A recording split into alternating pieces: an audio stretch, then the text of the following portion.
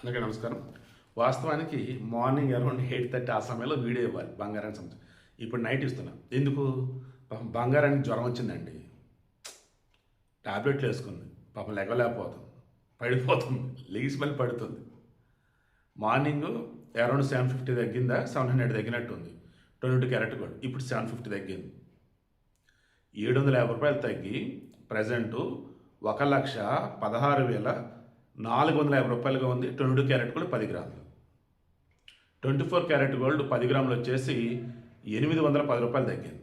దాంతో 1,27,000 ఇది ఎంత 450 అది 100.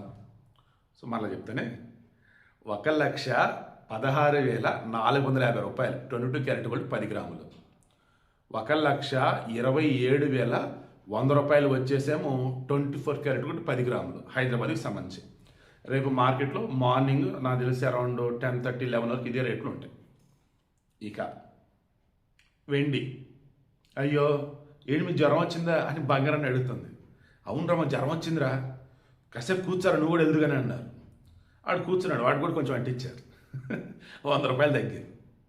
1,83,100 రూపాయలు ఉంది కేజీ వెండి. సో అది విషయం. రేపు మార్నింగ్